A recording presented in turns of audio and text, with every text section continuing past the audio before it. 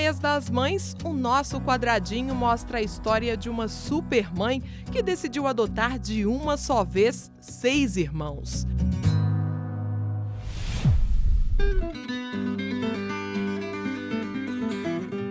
E você vai conhecer também a Marisa, produtora rural premiada pela ousadia e competência na administração de uma fazenda no Paranoá.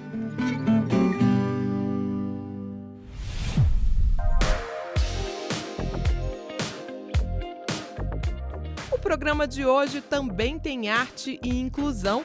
Venha se encantar com as obras e com a história do artista plástico Augusto Correia.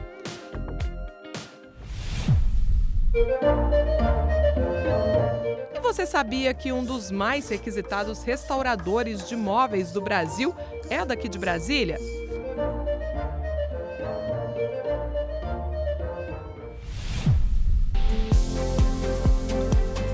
E por fim, vamos embarcar em um Fokker 100.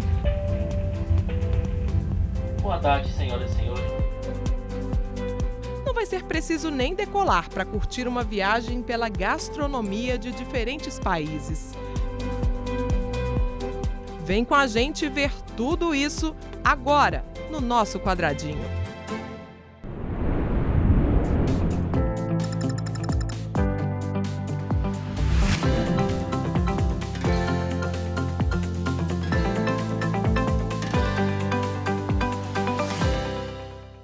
A maternidade vem de diferentes formas para cada mulher. No caso da enfermeira Cristene Salles, moradora do Mangueiral, isso se deu por meio da adoção. Ela e o marido decidiram de uma vez só adotar 6 irmãos, realizando assim o sonho de ter uma grande e amorosa família.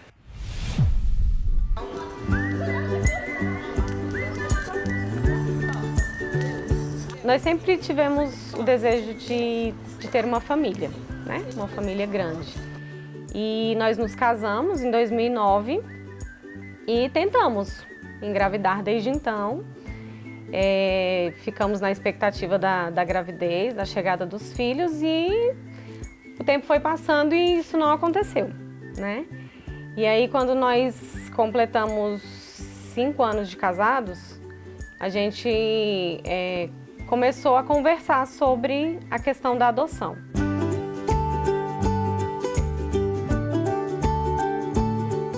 E aí, quando a gente completou 9 anos, aí a gente deu entrada no processo da adoção.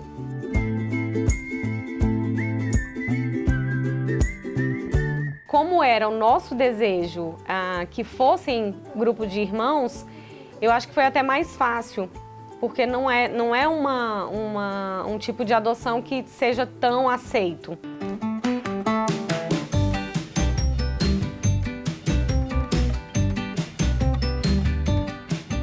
O Samuel, né, falou assim: pai, eu quero me chamar Samuel Alexandre. Aí na hora eu não aguentei, né? Aí já veio o Biel e veio o Manuel também. Eu também quero, você também vou chamar. E eu falei, tá bom. Aí ficou Gabriel, Samuel Alexandre, Gabriel Alexandre e Manuel Alexandre, né? Fizeram essa homenagem. E na hora, pra mim, foi incrível, assim, né?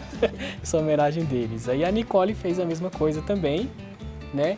A Nicole falou, não, então quero ficar com o nome da mamãe, quero ficar com o nome de Nicole Ramayana, né? Aí ela também não se aguentou, né? Aí falou assim, não tinha presente maior do que esse, né? Nosso primeiro encontro foi no dia 3 de julho de 2019. Foi um momento muito forte. A gente já tinha visto eles, a gente já tinha conversado por telefone, a gente já tinha trocado vídeos, ligações. Só que no momento que a gente chegou lá, eu acho que foi uma expectativa... Primeiro que eu passei mal a semana inteira, né? Foi aquela angústia, aquela ansiedade, e será que eu vou conseguir, eu vou dar conta, não vou dar conta, eles vão gostar de mim, eles não vão gostar. E aí eu falava muito com o Alexandre, falava assim, mas e se eles não gostarem de mim? Meu Deus, como vai ser e tudo. E aí ele só falava para mim assim, calma, a gente precisa viver. Vamos viver. Vamos experimentar. E foi incrível.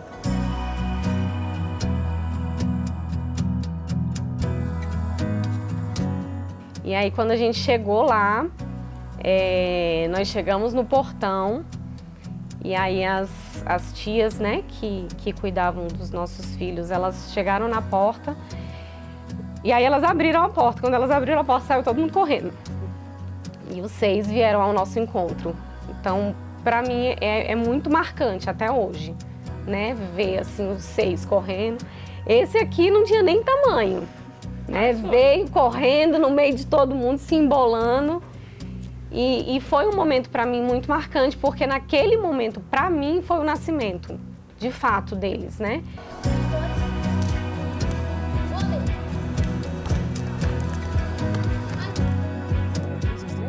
Eu não sabia se eu ia ter segurança, como ia ser minha família. Eu não sabia, mas quando eu vi essa família, foi muito bom, foi muito maravilhoso. Eu me sinto cuidado, me sinto acolhido, me sinto feliz aqui.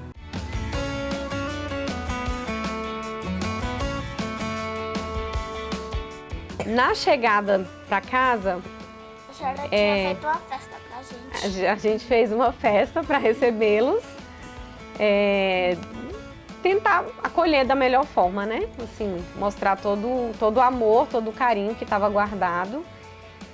E a adaptação, eu digo que a adaptação a gente vive até hoje, porque eu acho que é normal, né? A gente vai se moldando. E eu digo até que, assim, nós vivemos o processo da adoção, mas eu também precisei ser adotada por eles.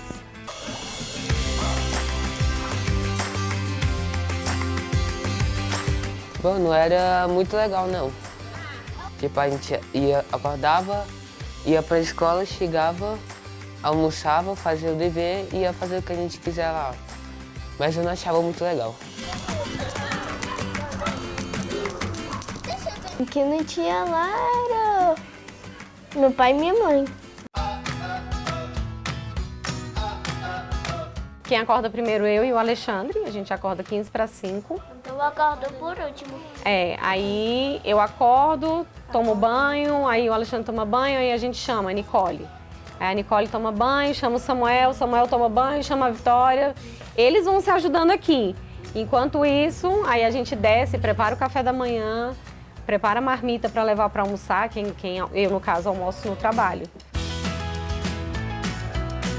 O pai busca na escola, vem, eles almoçam, aí faz dever de casa, organiza o que tiver para organizar. Quando eles estão arrumando a casa e eu já fiz todas as minhas obrigações, eu fico assistindo o que o papai deixa.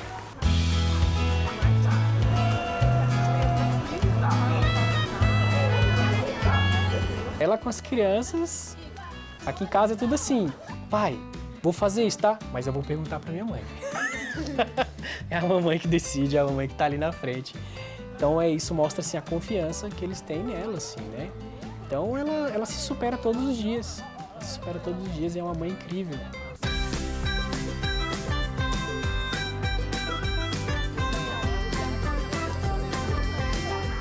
Eu gosto de ficar junto com os meus irmãos, eu não separaria. Qual que era seu maior sonho? Era ter uma família. A maternidade é uma decisão, é uma doação, é uma oferta de vida e eu acho que é a concretização do amor, assim.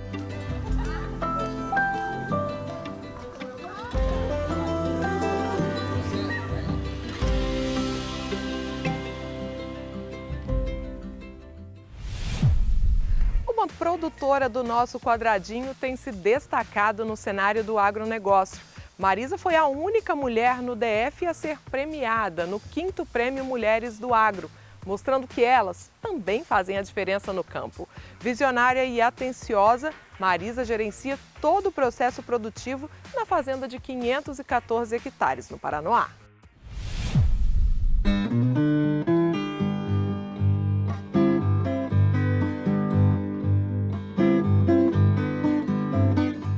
Nasci em Assis, fui criada no norte do Paraná. E toda a vida eu gostava muito. Meu pai não tinha filhos homens, né? Aí eu gostava de ajudar ele desde muito pequena na roça, né?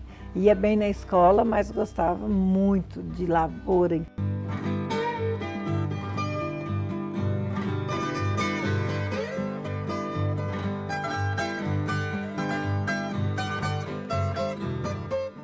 Quando a gente veio do Paraná para abrir o Cerrado Brasileiro, né?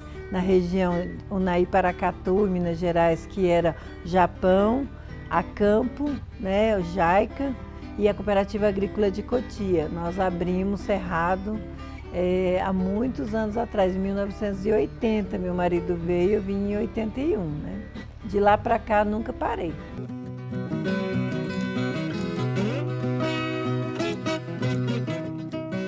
A gente plantou soja e a gente até ganhou um prêmio lá em Minas Gerais como o maior produtor de soja daquela época, que era 40 e poucos sacos, 45, eu nem lembro direito, sabe? Era bem pouquinho mesmo, mas já era muito, né? Plantava a famosa soja cristalina, que ficava dessa altura, né? E dava só um pouquinho de soja, mas era muito já para o Cerrado, né? Porque ninguém acreditava no Cerrado. Como que o Cerrado vai produzir? Não vai, né? Mas produzia muito, sempre produziu muito, né?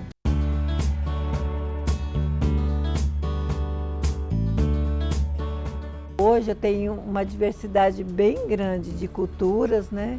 Porque é perigoso plantar uma coisa só, né? E perder. Então planta trigo, milho, soja, milho doce, cebola, tomate, cenoura.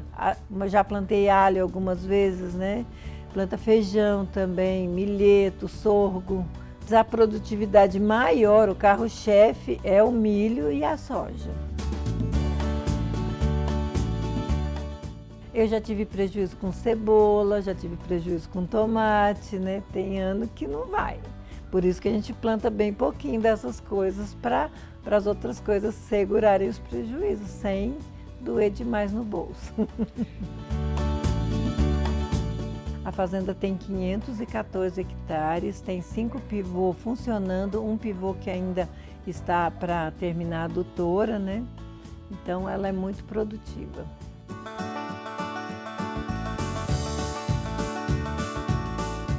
Só aquela pessoa assim fala, vai colher, meu coração já fica palpitando, né? Vai plantar tal coisa, pronto, entra. Entra em nem sei, desespero, assim, vamos plantar, né? Igual é a louca do agro mesmo.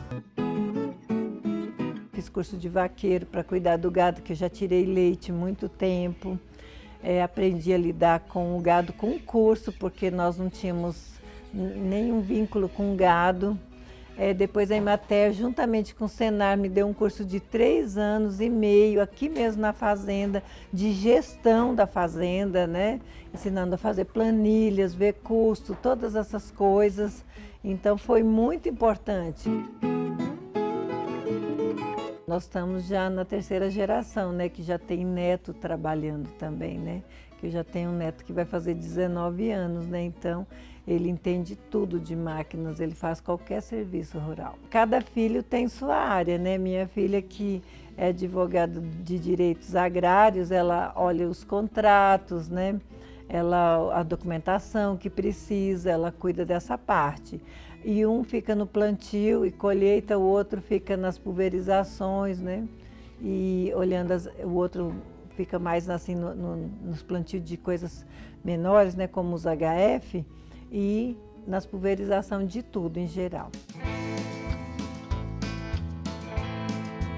Tem coisas que é pré-contrato, né? Como o milho doce já é pré-contrato, você já sabe quanto vai receber por tonelada. Mas soja não, é o preço do dia, né? O milho também é preço do dia, a cebola, o tomate também é preço do dia, não tem como fazer contrato com essas coisas perecíveis. Normalmente 5 horas, né? A gente está em pé, faz o café da manhã para os funcionários, né? Tem dia que vai dormir às 10, tem dia que já vai dormir bem mais tarde, né? Porque quando tem colheita de milho doce, ele não tem bem horário para terminar, né? Às vezes termina às 23 horas ou meia-noite, e tem que dar janta para o pessoal da roça, né? Então, a gente prepara alguma coisa, leva para eles. O tomate também, tomate não pode colher molhado, tem que colher seco, então começa uma colheita tardia, porque até o sereno secar, né? E ele vai até muito tarde, às vezes até 2 horas da manhã. Então, quando tem essas colheitas, é muito cansativo, é muito puxado.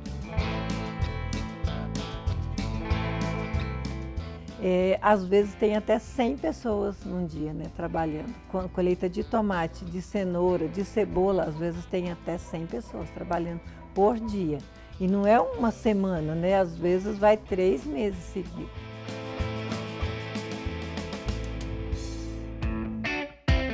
A fazenda ganhou o prêmio de maior produção, né, de soja do Brasil. Foi muito emocionante, né? Colhemos 103 sacos e 55 quilos por uma empresa de adubo, né? Não foi assim pelo SESB nem nada, uma empresa de adubo que faz esse concurso nacional todos os anos e a gente ganhou no ano de 2022. E 2022 também, né, dia 26 de outubro, eu ganhei em 2º lugar de grandes produtoras da América Latina, das mulheres do agro. É um prêmio que a Bayer faz todo ano no Congresso das Mulheres do Agro em São Paulo. Só nessa região que eu posso citar dezenas de mulheres que estão à frente das suas propriedades, né? Algumas viúvas também, outras não, mas estão à frente. Mas é muito emocionante porque a minha filha fala assim, mãe, não desista porque você motiva as pessoas, né? Então, se eu motivar uma mulher para dizer, vai lá que você é capaz, se eu sou capaz, você também é, já vai ter valido a pena.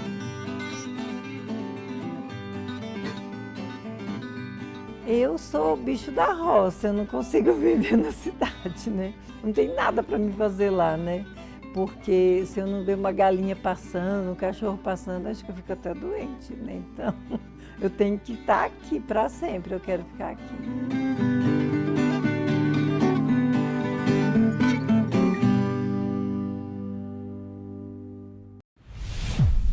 No próximo bloco você vai conhecer a história de superação de um jovem brasiliense e ainda confere um pouco do trabalho de um dos principais restauradores do Brasil.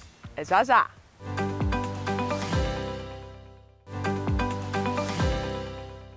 Incentivo em casa, estímulos diários desde a infância, encorajamento para enfrentar obstáculos e muito amor. O resultado dessa combinação não poderia ser outro. Augusto Correia, que tem síndrome de Down, se tornou um jovem carismático, cuidadoso, talentoso e um artista plástico e tanto. Suas obras deram vida a uma exposição e já podem ser vistas até mesmo em roupas pelo Brasil.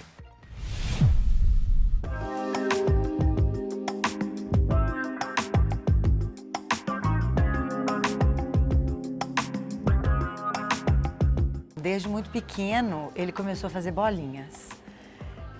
E teve uma época que preocupou muito a gente até, porque só tinha bolinhas, né? Ele não tinha interesse de desenhar um carrinho, um bonequinho, uma árvore, um sol, eram só bolinhas. E aí, tanto a psicóloga, eu tenho uma irmã que é artista plástica também, que ela falou, Tati, eu acho que você não tem que preocupar, é o que ele gosta de fazer.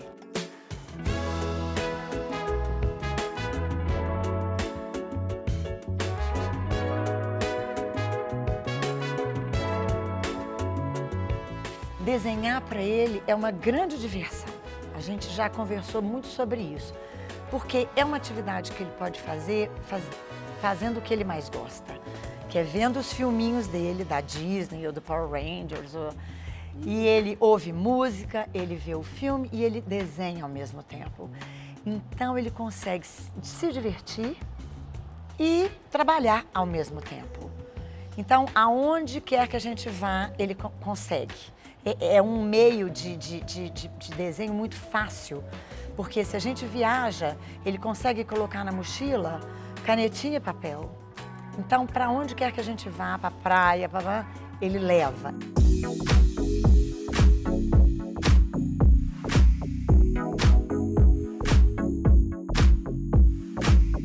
E aí a gente começou a juntar os desenhos.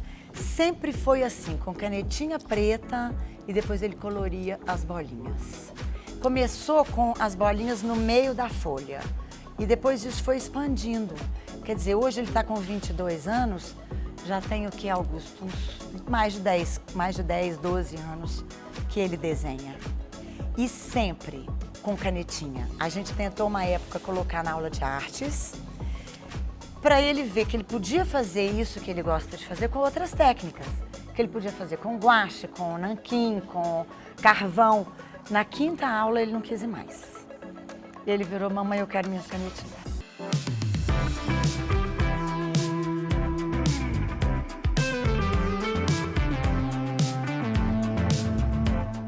Ultimamente ele anda também com uma tendência que é colocando forma final. Então, por exemplo, nós temos aqui na exposição 2 quadros que são 2 barcos. Isso era uma coisa que não acontecia. Ele fala, mamãe, e pôr o oceano azul embaixo, sabe? Ter uma história. Geralmente a história vinha depois das bolinhas. E agora alguns quadros ele está fazendo a história antes. Aquele quadro primeiro, que ele já está desenhando, por exemplo, fruta, borboleta, já são coisas que não apareciam nos desenhos de antes. Cadê o oceano? Oceano, passo. O mar. Passo. Água azul. Isso. E o outro barco? Esses 2 barcos são os mais bonitos que a mamãe já viu na vida. Mas, na vida, ouros.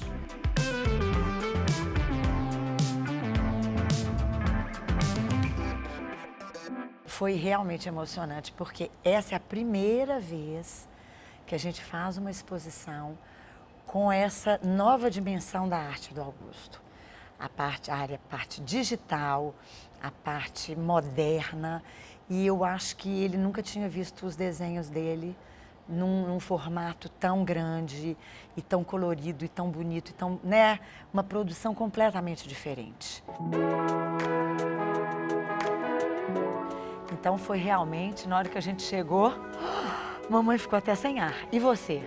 Bobo. Você me deu um beijo ali. Foi um beijo apertado, não foi? Foi. Bobo. Você gostou? Gostei, tudo.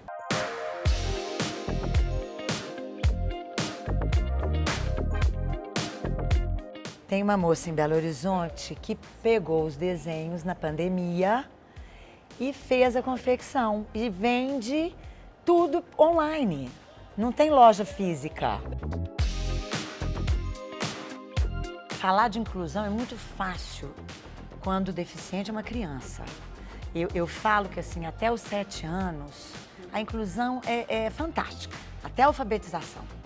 Eles estão todos na mesma escolinha, brincam e bababá. Mas assim, a inclusão propriamente dita, ela é muito bonita na teoria. Na prática, depois da alfabetização, a coisa é muito difícil, os caminhos se separam, o tempo de aprendizagem é diferente, sabe? E não é bonito, não é bonito o que a gente vê. O que a gente vê é muita discriminação dos outros adolescentes e dos pais, às vezes. Você vê que assim, ninguém convida para a festa de 15 anos, ninguém convida para ir dormir em casa. E como o aprendizado é diferente, é difícil, porque no final, agora ele está com 22 anos, ele tem um grupo genial de 12, 15 amigos jovens que têm autismo, síndrome de Down, bababá, e que vão ao cinema, que jogam boliche, que estudam juntos, que é o Projeto Prisma. que eles se encontram 3 vezes por semana à tarde. Então, assim, as pessoas às vezes olham, mas a Tati é contra a inclusão. Absolutamente. Eu acho que a inclusão, ela é feita assim, dando oportunidade para ele mostrar do que ele é capaz. Não é só essa coisa de escola, de universidade, bababá. O Augusto não sabe ler e escrever, gente. A alfabetização não foi completa. Então, como é que eu vou me iludir de falar que eu quero que ele vá para a universidade? Eu quero que ele seja feliz fazendo o que ele sabe fazer.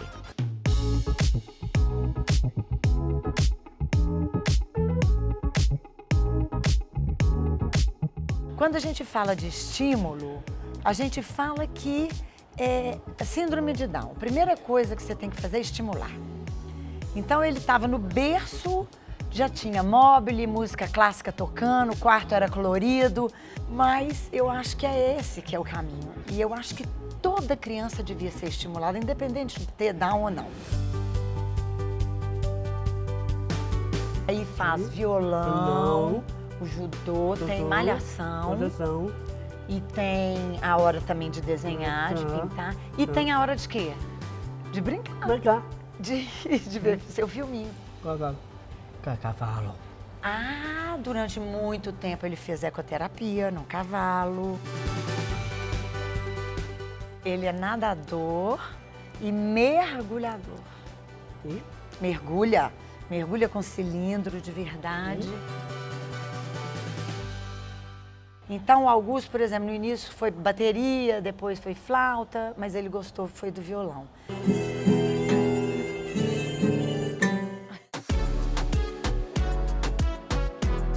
Na parte do esporte, também começou com capoeira, começou a desinteressar, a gente colocou no judô, porque o judô também tem essa coisa da disciplina, da organização, né? E ele fez judô 15 anos, é o segundo jovem com faixa preta no Brasil com síndrome de Down. Agora ele começou a fazer um estágio na PAI. Começou a fazer um estágio de manhã para desenvolver também habilidades. Ele agora, como é que é esse estágio?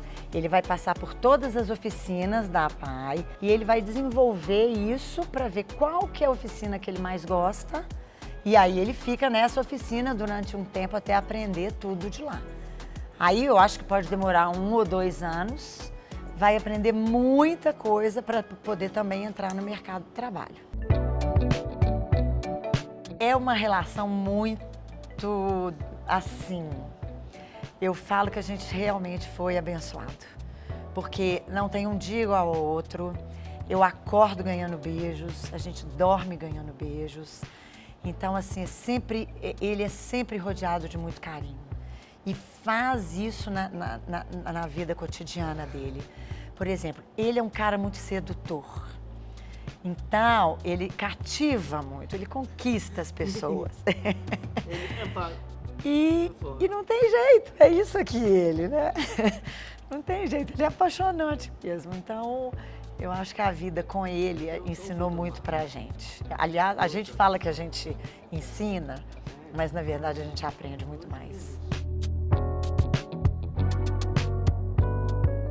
Uma paixão, né? Você?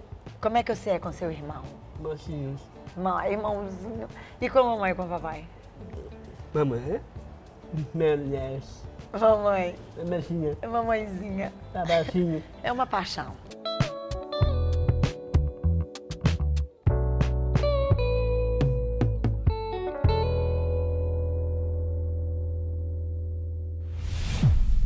Um dos mais requisitados restauradores de móveis do país é daqui do DF.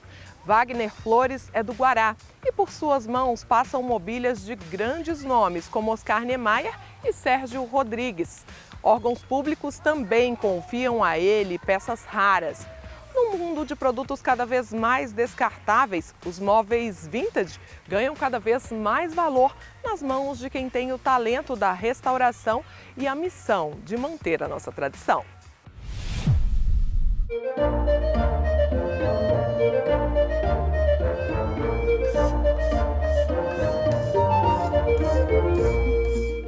Eu sou de Minas Gerais, de Monte Carmelo, e a gente foi trazido para Brasília em 1972. E eu chegando aqui comecei já vim como profissional mesmo de torneiro mecânico. Aí de lá para cá eu procurei aperfeiçoar mais, aí falei, aí acabei, fiz um teste na época na Telebrasília de torneiro mecânico também, aí o último emprego de torneiro mecânico foi na Telebrasília, a antiga Cotelb. Aí de lá eu falei, não, eu vou continuar estudando. E aí eu estudei e tal, fiz economia pela Católica, em 75 eu iniciei o curso, né? Fui trabalhar aí para uma área do governo, federal também, mas não era o que eu sempre quis. Aí eu larguei a profissão e me dediquei unicamente à restauração. Montei essa empresa em 79 e não parei mais. Então, fazendo aquilo que eu gosto de fazer, que é trabalhar com a mão, sabe? De ver uma peça, o design dela, a madeira, o estilo, né? Aí a gente vai lá, desde a época que a madeira é cortada, a gente imagina como é que ela foi derrubada, como é que ela foi cortada, e para a pessoa fabricar um móvel iguais a essas pessoas aí, os designers famosos, Sérgio Rodrigues, Bernardo Figueiredo, Jorge Zalzo, dentre outros também.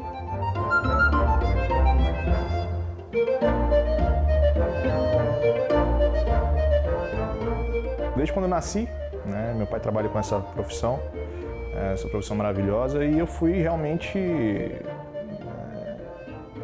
produto do meio, né, cara? No início, eu restaurava alguma peça por hobby só, nem cobrava de cliente, só para ter a satisfação de estar trabalhando nessa peça. Não cobrava, que eu tinha meu emprego e tal, então não requeria a gente cobrar daquela peça. Aí depois foi fixando a ideia.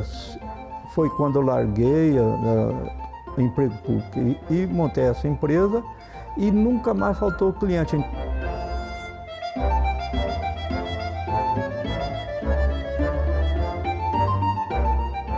Para todos os museus federais aqui eu já trabalhei, inclusive essas peças que foram danificadas no Supremo ali. Doeu muito, porque aquilo ali é um acervo que não tem preço, né? Então, como eu já conheço todas aquelas peças lá, então dá uma dor no peito ver uma destruição daquela.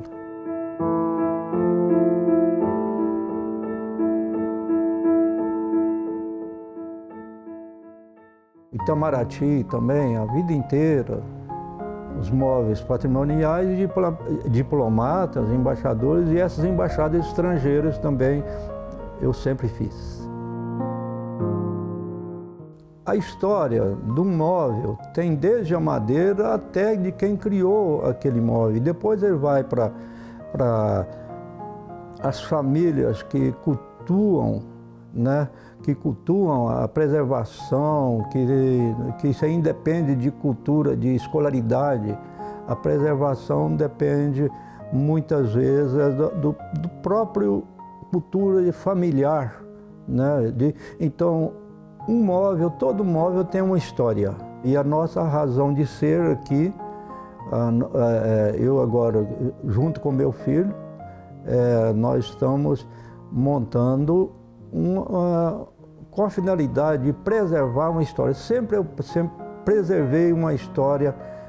Eu não faço, digamos assim, mais ou menos. Ou eu pego para resgatar as mutilações existentes no móvel, como para preservar um estilo de época, então eu prefiro nem pegar do cliente. A gente precificar a restauração é tempo.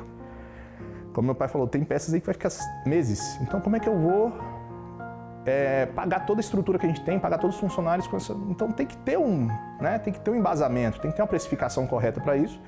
E meu intuito é realmente valorizar realmente o trabalho manual, e a gente, graças a Deus, aos poucos, a gente vai fazendo degrauzinho por degrauzinho, chegando onde a gente deseja, onde a gente merece. Aqui tem móvel de Sérgio Rodrigues, que ele todo mundo conhece, né? O Sérgio Rodrigues. Aqui tem peça de Jorge Zalzman, tem peça do próprio Oscar Niemeyer, que tem essa Sheffield aqui, né? Aqui tem tanta peça, tem inclusive para ser restaurada 2 poltronas mole atualmente, que já restauramos tantas.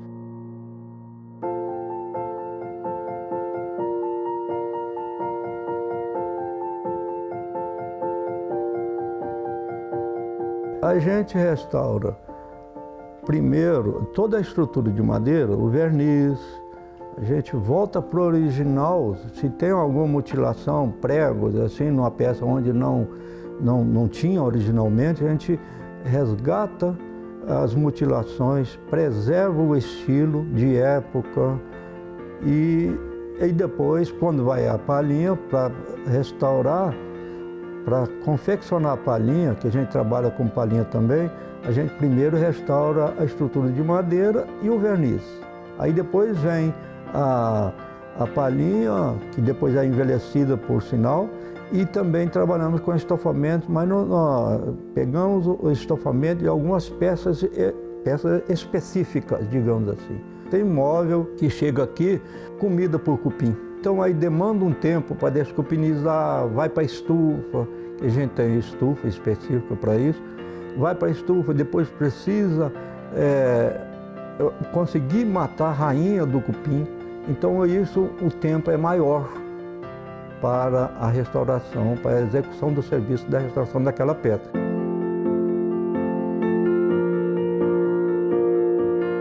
A gente vai conseguir lançar para o Brasil aí o primeiro curso de restauração de mobiliário antigo com o mestre Wagner Flores aí como o que vai ensinar para a galera. A pessoa que não ensina aquilo que sabe é um mau profissional. Não adianta a pessoa ser um especialista se não sabe passar para o colega.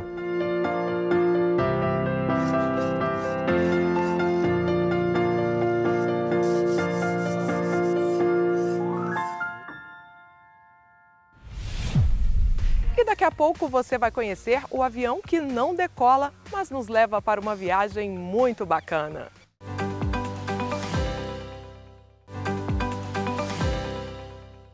Uma ponte aérea bem diferente, sem riscos, sem filas, nem demora. E o jantar é o melhor da experiência, nem parece uma viagem de avião. Na verdade, é uma viagem pelo mundo da gastronomia e dos tempos dourados da aviação, sem sair da 603 Sul. Confira!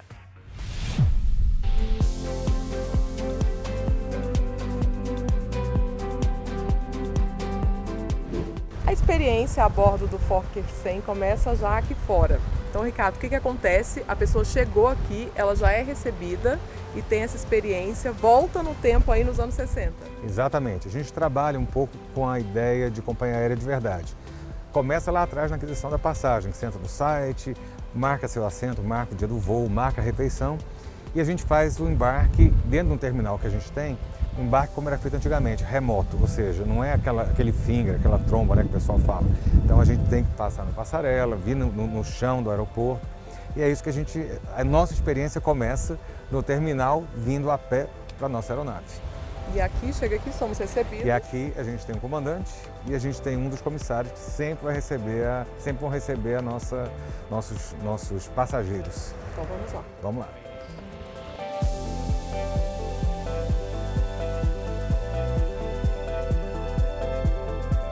Subindo aqui, nós já encontramos a aeromoça. Nós temos uma aeromoça, que hoje chama comissário, mas na época eram aeromoças. Seja bem-vinda a bordo. Obrigada. A gente já recebe o lencinho, como era antigamente.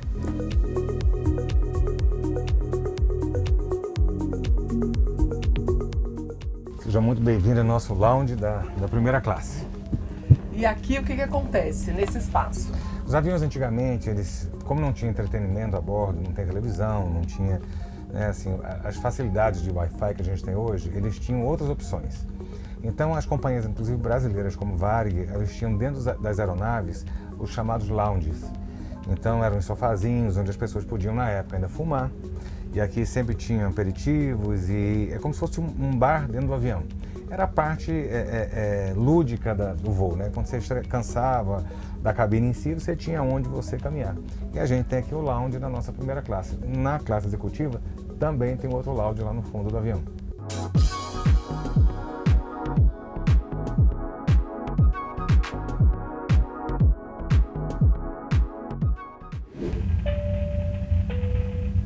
Boa tarde, senhoras e senhores, sejam muito bem-vindos a The Plane. É um prazer recebê-los a bordo. Verifique o número do seu assento no seu cartão de embarque. Toda a bagagem de mão deverá ser acomodada nos compartimentos acima de seus assentos. Qualquer dúvida, nossa tripulação estará à disposição para ajudar no que for necessário.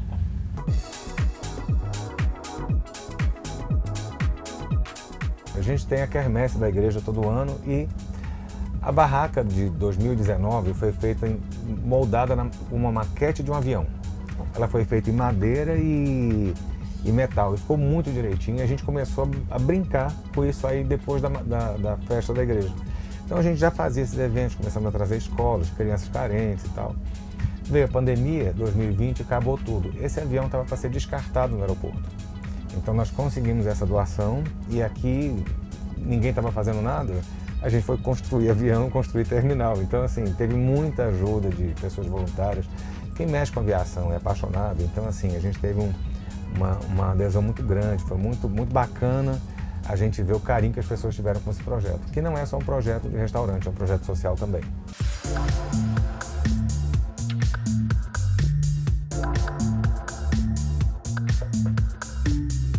E aí você estava me explicando também com relação às comidas.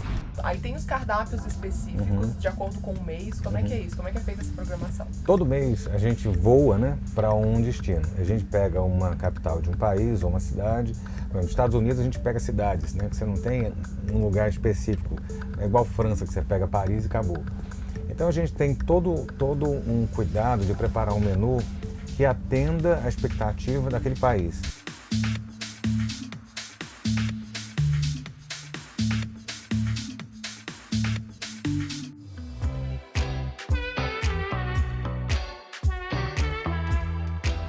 A gente, com a autorização toda que a gente teve do próprio bombeiro, uma das garantias é não há preparo de alimento dentro da aeronave. Então eu tenho uma cozinha industrial, eu tenho um nutricionista responsável e a gente, quando a pessoa faz a compra, a reserva do bilhete, ela vai optar por o tipo de prato principal que ela quer. Mas, por exemplo, restrições, a gente trabalha com vegano, com vegetariano, lactose, intolerantes, tudo isso a gente tem esse cuidado.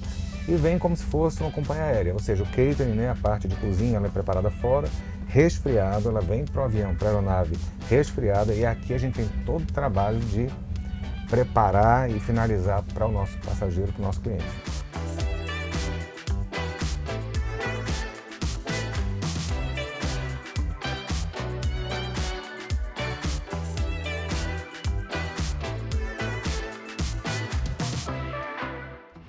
Dentro da aeronave, depois que a gente fechou portas, a gente tem 2 horas de experiência aqui dentro, da decolagem ao pouso.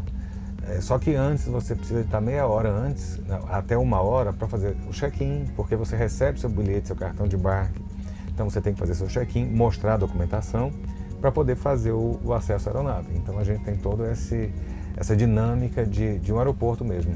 E a partir do momento que o passageiro chegou ali, sentou, aí vão começar as instruções também de voo. Sim. Quando o comandante, porque a aeronave só funciona se eu tiver um comandante na cabine de comando, não tem como. Atenção tripulação, portas em automático, cross-check confirmado. Então na hora que fechou a porta, começou a fazer as alterações de iluminação e vibração interna, é como se a aeronave estivesse taxiando, ou seja, estivesse caminhando, né, na pista, no pátio do aeroporto. A gente tem um comissário fazendo demonstração junto com as telas nossas. Então é a máscara, é cinto, é o colete. Ao sair do avião, infle o colete puxando a alça vermelha ou soprando pelo tubo. Essas e outras informações estão indicadas no cartão de segurança no bolsão à sua frente. Então a gente tem toda uma preparação. Na hora que se faz a decolagem, realmente a aeronave ela vibra, ela treme. A gente tem um show de luzes dentro que dá essa sensação.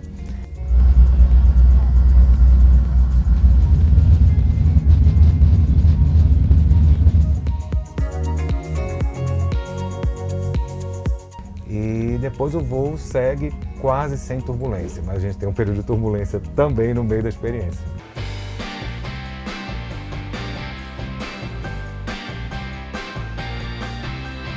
Tem algumas curiosidades desse avião, né? Ele estava me contando ali que esse avião já passou por algumas situações. Já. Por que esse avião está parado aqui no meio das Açul? As pessoas levam um susto porque essa aeronave ela comporta 110 passageiros.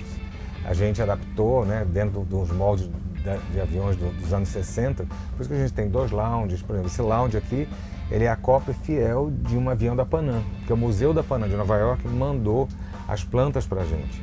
Então, assim, a gente reduziu de 110 para 45 passageiros. Nós temos 2 cozinhas grandes, 2 galas grandes na aeronave. A aeronave funciona, inclusive, os toaletes.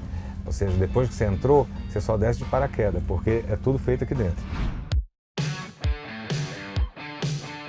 Mas por que ela está aqui? Porque em 2014, ela vindo de Juazeiro do Norte, ela era da Avianca, e houve uma pane no trem de pouso principal, que é o trem do bico. Né? Então, assim, ele não desceu. E na hora de pousar, teve que pousar a aeronave de barriga. E simplesmente a aeronave foi descartada pela companhia aérea, o seguro, né, fez todos os trâmites. E foi assim que essa aeronave chegou pra gente. A gente deu vida nova a uma águia que estava moribunda, né?